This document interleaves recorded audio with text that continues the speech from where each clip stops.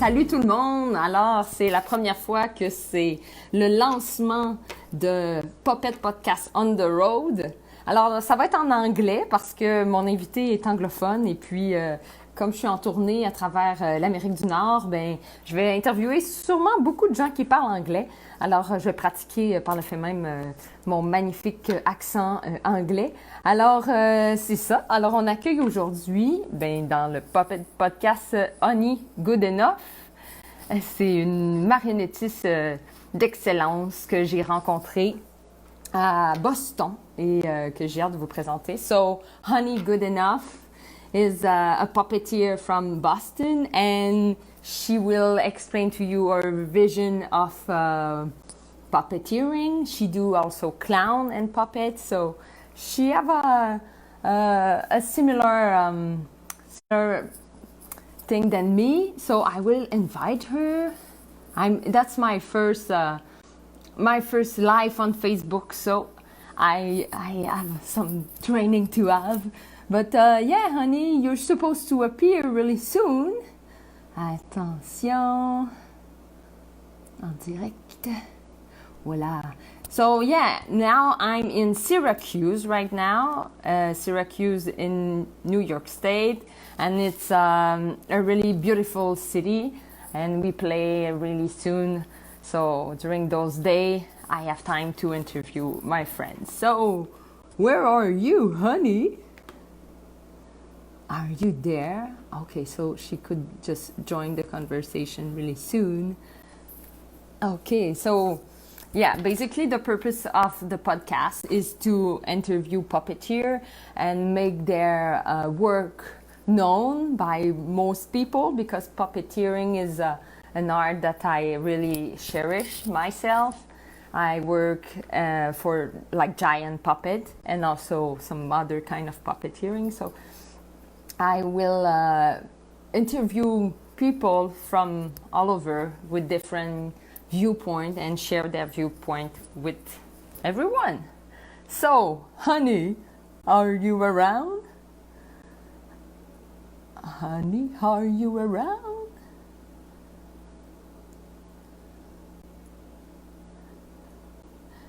Hello tout le monde. Hello everyone who watch. So I will use my other phone to make sure she could accept.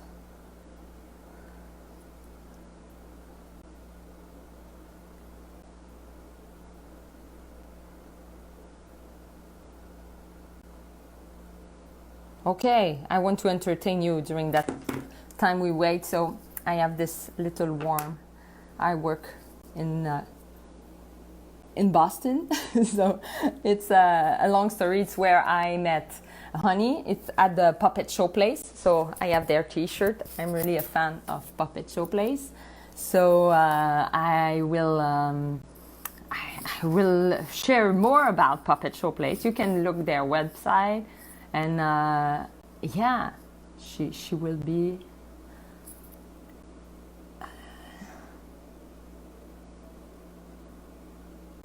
Oh, just a second.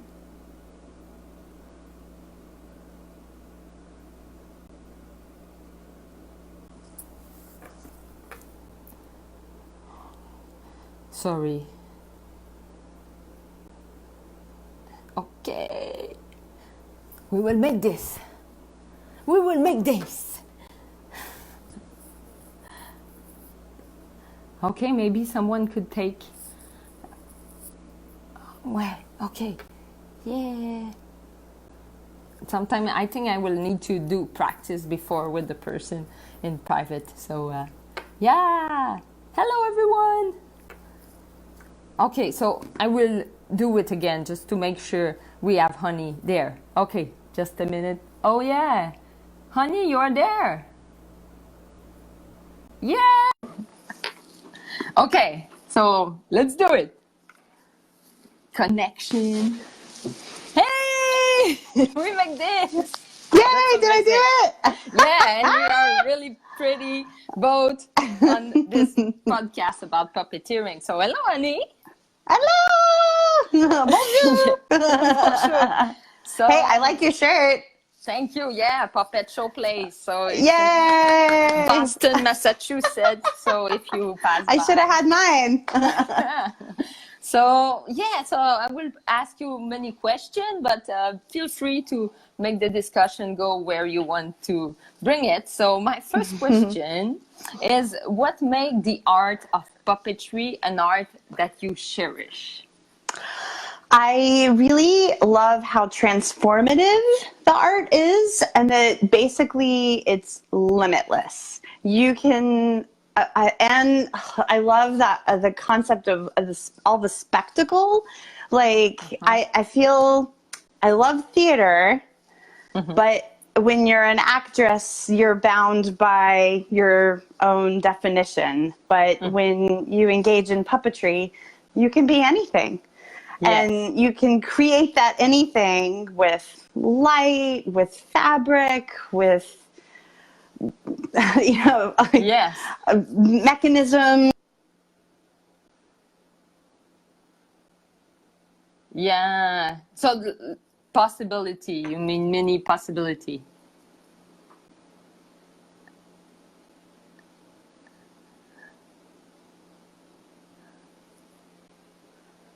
That's a good answer. Yeah. Yes.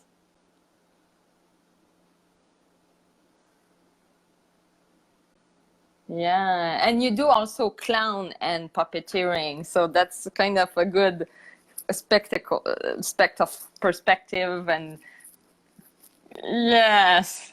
So my second question is, how and when did your crush for puppetry happen?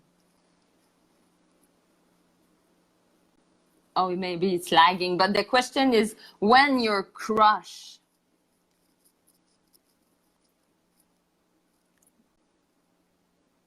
So I was 17 years old. You have a delay. And I really enjoyed this interesting style of performing. And I actually had a lot of stage fright. I was very nervous performing in front of people, even though I still did plays in high school. And I would put on this red Mustang. I was a red horse costume, and I would run around and I would play, and I felt like nobody could see me, even though everyone could see me. And so there I was in high school, and I would go home between the school and the football games that I would perform at, and I was sitting there watching PBS, thinking about what I really cared about, what I really wanted to do, and what inspired me. And I realized I loved early childhood education. My mother was a preschool teacher, and I loved school. And I really felt that if you could inspire children to love learning, then they would have a lifelong career of being learners. And so early childhood education, I loved building and making things with your hands. And so art, creating art. And I loved this really unique style of performing in the mascotting, where you're performing through an object. You get to perform, but not all eyes are on you, because we're looking at this tertiary object that we are both experiencing. I actually refer to that as a tertiary engagement. And I have found that to be really important in a lot of therapies. I've performed in hospitals and with sensitive audience members, and the tertiary audience experience can be very helpful in lots of venues. So there I was watching PBS, watching Sesame Street, thinking about how I loved art, I loved education, and I loved performing, and there was Big Bird right there.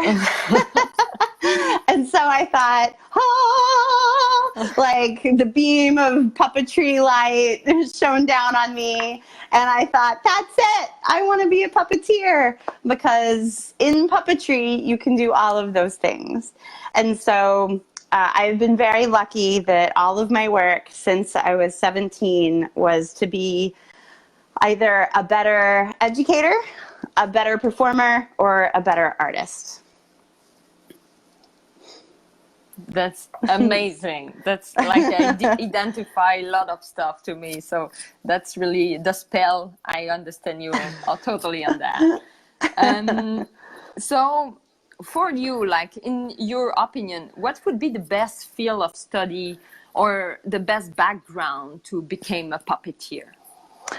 You know, I thought a lot about this question because it's so important to know about the arts and how to make things.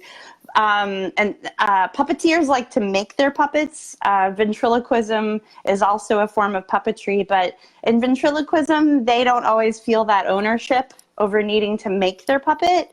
But they are happy to perform with ventriloquists that are the dummies that are made for them. So you could say be a better artist. You could say be a better actor. But honestly, I think for the daily working puppeteer, it's to learn the art of business. Yeah, business is business. The art of business and the business of art. Yeah. Yep. The ability to be on a deadline, to manage budgets, to get to work on time, to know how much time you need to do the work. All of that is very important. Totally, yeah. Sometimes we forget that it's a business, and even its art is also like deadline and stuff like that. So exactly. And how to manage, and sometimes you need to employ people as well. And how do you make these business decisions? Sometimes you're not just a performer, you're an employer, which is great to create more work for artists.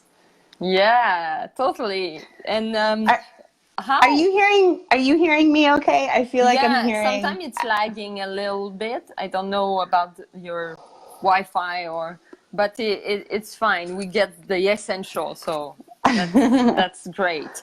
Okay. So the other question is, it's how would you define the fabulous question of what is a puppet in your own word? What is a puppet? Yeah. Well, it's to animate an inanimate object, right? To bring something that wasn't alive and give it life, to bring it to life, to life. And gosh, I mean, I have a piece that is, it's a marionette piece, and it's meant to be a blanket, but it's the way the blanket moves that makes people think of it, evokes other feelings, or it makes the audience think, oh, this is more than a blanket. It was built to move like a person, and a little person, and so people think of it as having a relationship like it's a child. And while it is a specifically constructed puppet, the idea that it is, you just want to think it's a blanket, right? That's the idea. And it's all of the symbolism that object that humans add to the object itself. Yes. So yeah, I mean, sometimes that's what I love about puppetry, is that you can have highly constructed figures, and they could be cute monsters, or I have a show that's the Sock Monkey Circus, and the monkeys are very cute, and children, really take to the way the figures look. But it could be as simple as a piece of fabric that becomes many different things, and it's the way you evoke those other meanings as a performer that can give a story life. Yeah, it's symbol is really important in puppeteering and rhythm. Yeah. So I totally get you on that too. Go for it. Oh, I was just remembering a piece I saw at the Eugene O'Neill National Puppetry Conference in Waterford, Connecticut, and it was just basically a rag, but it was the way the rag, suddenly the rag was a blanket, and suddenly it could be a napkin, and suddenly, it could be a baby, just all by the way it was being manipulated and animated.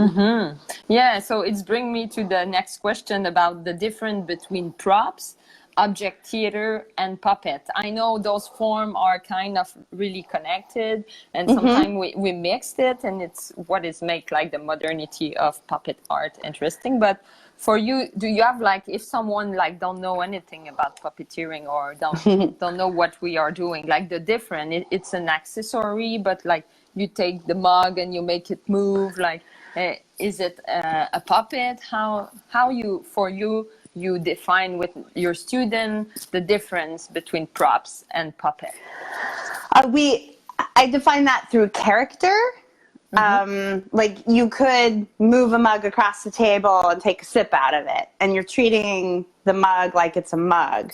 But if the mug were to suddenly not want to be your mug and like fight you and have a will of its own, suddenly, it's starting to have an emotional value of its own and its own character and wills and wishes. And so that's where I define the difference between when is it a mug, glug, glug, glug, and when is it its own character that like doesn't want you to drink coffee out of it. Yeah. Oh, that's good. That's why also you teach, so you could also be really clear when you explain those concepts to children and just like to define, because I feel puppeteer often have to demonstrate their job. So it's what it's make kids really like, oh, I understand what's going on, like taking object to explain the story. So often I was saying if children were doing this during they read, and just take object to define the story, could make like the reading more light for them and easy to understand. So I think that's, for me, that's why we get this attractive moment with children, is because they understand by the demonstration. Yeah. Well, children are so willing to believe. And that I don't know if we mentioned that we mentioned Puppet Show Place Theater, but I'm also the resident teaching artist at Puppet Show Place Theater. That's and right. I have a master's degree in educational theater. My background, I got my BA in costume crafts and technology from the University of Texas.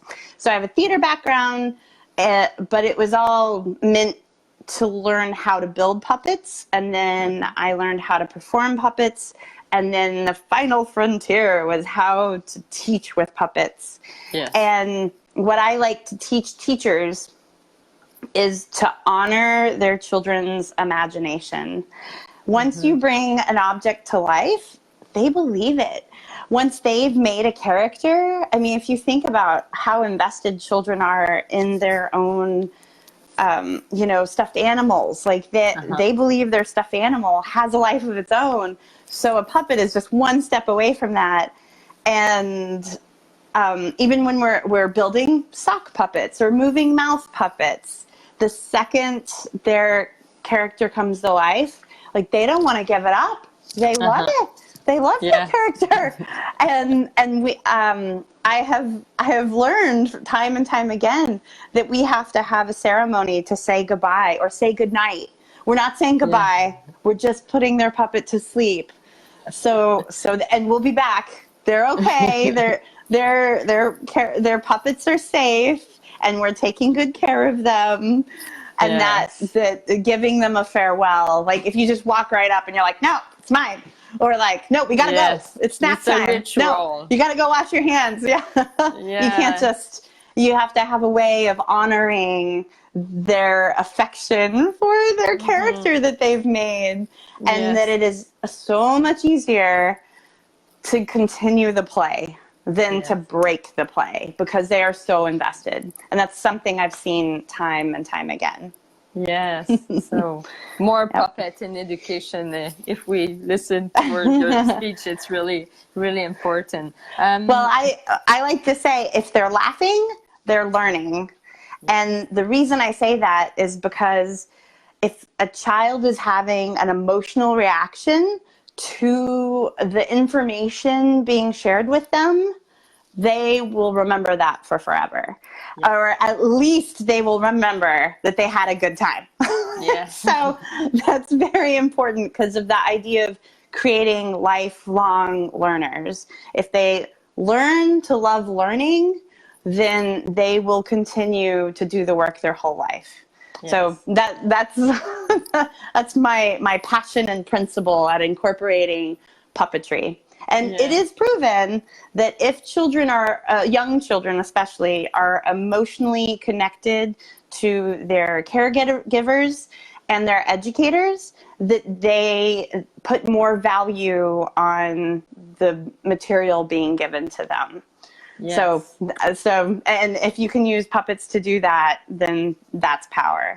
And I love puppetry in education also because sometimes educators need to be silly, but you're also an authority. And the puppet gives you permission to maintain the role of authority in the classroom, but also let your puppet be silly and play and misbehave. Yes. And then the kids will help you correct your character as well. Wow, that's an amazing statement. So, do you think the art of puppetry is in an ascension or it's becoming less popular for you as your observation? Well, I'm sort of living and breathing it every day. My week is filled with teaching puppetry, introducing puppetry, performing puppet shows, building puppets for people who need them to go and teach and perform. And I think, gosh, I really hope we're finding a place where we are teaching the public the language of puppetry and the ability to identify when they see a puppet, because it is the job of puppetry and puppeteer is to trick your audience. We don't want you to think you're seeing a puppet. We want you to think you're seeing a character. And for example, the title character of the movie Jaws was a puppet. Yes. But if you tell people, let's go see this puppet movie called Jaws, suddenly it's not scary anymore, right? Yes, yes. Everyone leaves being scared of sharks, not scared of puppets. So I promise, Richard Dreyfuss was fine. Oh, it wasn't Richard Dreyfuss. Oh, who was that? Who was the actor in Jaws? Oh, I forgot. Me too. But I promise, the actors were safe the whole time. Yeah, they were safe. Playing with not a real shark. Exactly. So whether puppetry is an ascension or not, it is used everywhere. Anytime there is an inanimate object presented and for the purpose of entertainment and imbued with character, that is puppetry. And I think we need to help people use the term, and then they'll start identifying it more. In fact, you brought up the fact I'm also a clown. The same goes for clown vocabulary as well. For example, go for it. Dick Van Dyke is one of the most amazing actors, and whether or not he wears the nose of a clown, he uses clowning, which is like a heightened sense of performance for the purpose of comedy. And he had this amazing gift of performing in front of a live audience. And that's where he learned his art of performance. So then when he went to the screen, like the Dick Van Dyke Show, he had live performance timing on screen. And nowadays, I feel like because everything's in video and we know our audience is going to watch the video over and over and over and get every single little joke, I I don't laugh out loud very often. I know we're all LOL all the time, but how often do I really go to a movie and be gifted the moment to see something, inhale, react, and then laugh? It is very rare when you're watching something on film that it gives you the timing of comedy and the moment of breath and laugh. And so that's something I feel like the difference between live theater versus something on film. Yes, that's totally two different media, and it's different way to see the job also, to be in life or to be filmed. That's really important to find the difference with both and the right timing for the good media. And go. You have something else. Well, I was just gonna yes and your moment there. How I think it's really important, and I know, gosh, we're in this like flash phase of comedy, but I don't know. It's not very often that I get the chance to like laugh at a movie anymore. I only get that through live theater or comedians who know that art of timing and breath and laughter. And that is the gift I think we need to be giving each other more often these days. Totally. And one of my last question is, what is your biggest purpose as a puppeteer? Like to play in front of a huge crowd, or to write the best story, or the storytelling, making like the best with puppets? Like, do you have a purpose about the interaction? Gosh, goodness.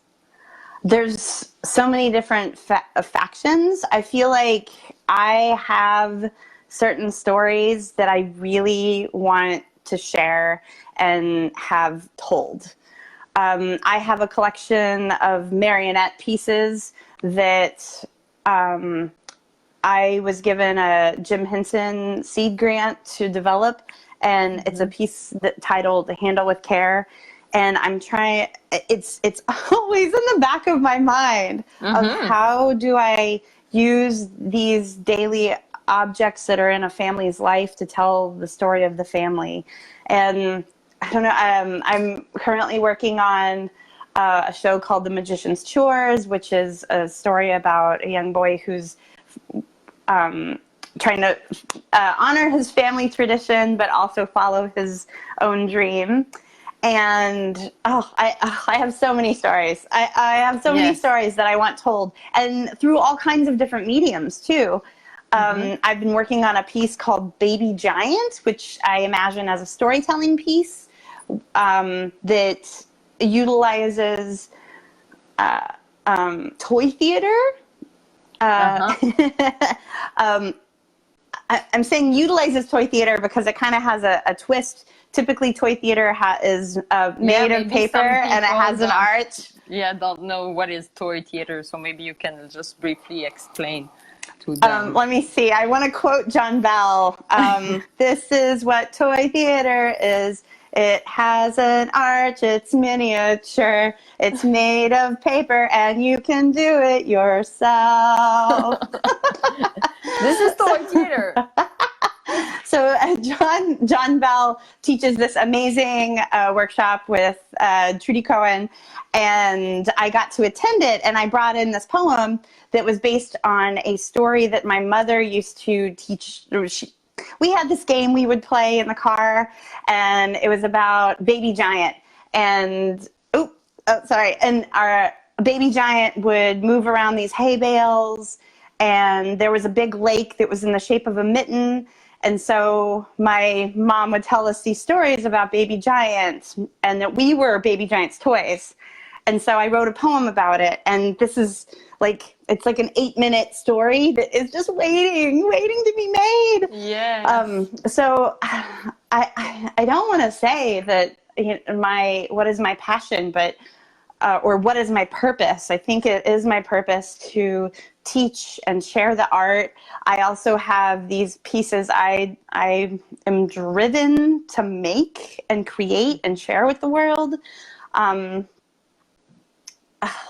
mean, I had so as you mentioned, I am a clown and a magician and a face painter and a children's entertainer. And for 10 years, I got to perform for the Starlight Children's Foundation in New York City hospitals.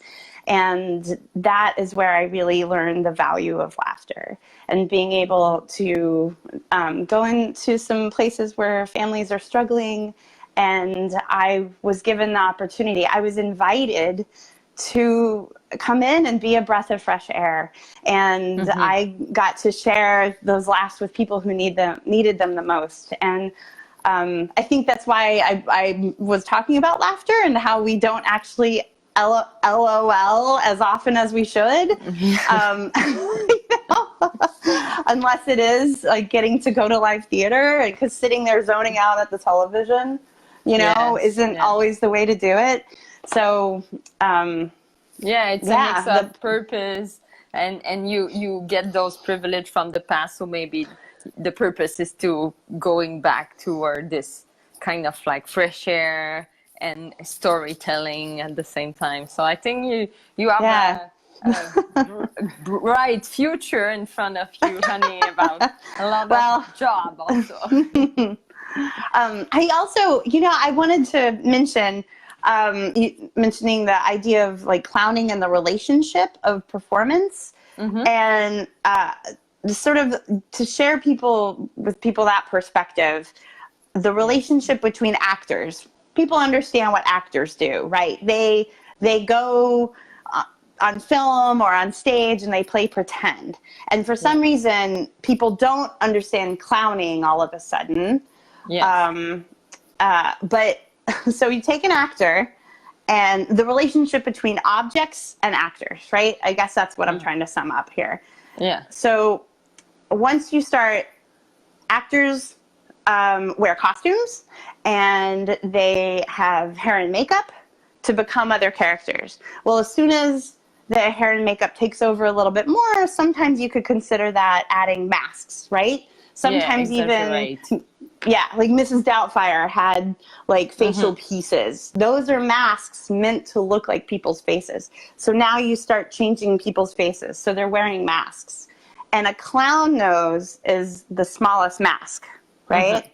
True. And just to share that idea that the clown nose gives people permission. I was scared of wearing a clown nose for many, many years. And one day someone said, you should do it. I joined a clown company and they were like, paint your nose. And they taught me some magic tricks. And the second I put on that nose, people were like, oh, hey, clown, I know what you're doing.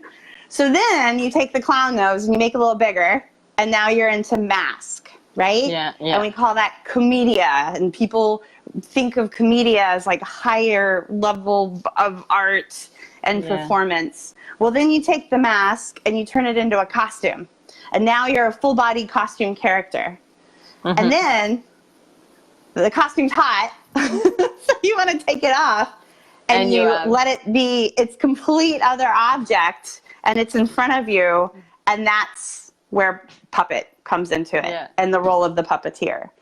Yes. Right? It's kind of a good progression and example to see it like going outside of you, and people understand because you are there but not there, and you're trying to be ignored. So you could also take it the other way, where a puppet is an object that's outside of you, and then you put that object and cover you with it, it's costume, and then you make that object smaller and it's mask work, and then it's clown, and then it's acting. So puppeteers are actors too. Yes. So they could get this training. Some come from like the set design, but some or props design, but the other could come from acting and the clown. Me, I that was my way about puppeteering. Oh, what was yours? To acting and after getting into this light of puppetry. So yeah, I can understand. A really good example of this idea of when is it object, when is it a puppet. Yeah. So Castaway, Tom Hanks. Do we all remember Wilson? Yeah, the volleyball. The volleyball. The volleyball right? ball. Yeah. If you cried, sorry, spoiler people, spoiler. If you haven't seen it, pause.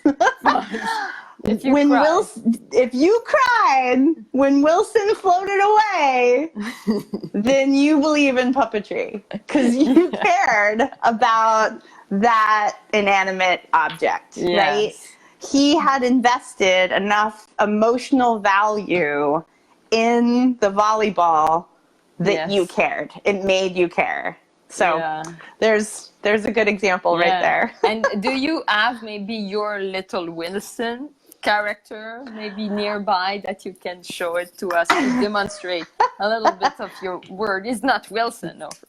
No, not Wilson. But I do perform a show as a clown and as a puppeteer. So I do sort of like walk that line. And I perform a show called Sock Monkey Circus, where I combine my juggling skills that I learned to clown and my puppetry. And I brought my my friend Rocco, who's a juggling monkey. Would you like to meet him? Yeah, for sure. Everyone. Okay, hold on. Let me see. Let me see if he's here. Okay. Hold on. Rocco. Me. Oh, I'm sorry. He's asleep. Let me see if I can wake him up. Hold on. Yeah. Rocco. I'm sorry. This is so embarrassing. I told him that we were going to be interviewed today. Ready. Hold on. Let me see. Hold on. Rocco, wake up. Ooh. Ooh.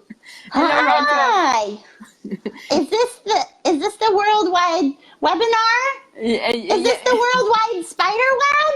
Hi. It's a Facebook podcast, Rocco. You learned that. Yeah, Rocco, I explained this earlier. Oh, so exciting. I was telling everyone how you actually helped juggle with me. Do you think you could juggle with me? Ooh, maybe. If you have a banana. All right. You juggle with me and I'll get you a banana. But remember, it's important to keep your eye on the ball. Can you do that? Ooh, okay, I'll give it a try. Okay, here we go. Ready? So just keep your eye on the ball. That's embarrassing. Rocco, you're supposed to have caught the ball. That's what juggling is. Oh, well, you didn't say that. I'm sorry. You're right. Okay, that's true. I didn't. Let me. Yeah. We'll try this one more time. Okay. Yeah, let's do ready? It. Okay. Keep your eye on the ball. You got it? Just keep your eye on the ball. Just keep your eye on the Rocco. It's here. Okay. All right, here we go. Ooh. Oh. Yeah. Okay. All right, so Rocco, now you can give me back the ball. No, you're supposed to give me back the ball. I think I need to take matters into my own hands. I'm sorry. Hold on. I read that wrong. I'm sorry. Hold on. I got this. Here, Rocco. I just need that. Rocco, just give me back the ball. That's not what I meant. Ooh, well, you didn't say that. Ooh. Oh my goodness. I'm sorry. This is so embarrassing. Okay, remember, this is for the banana. Ooh, I love bananas. Banana.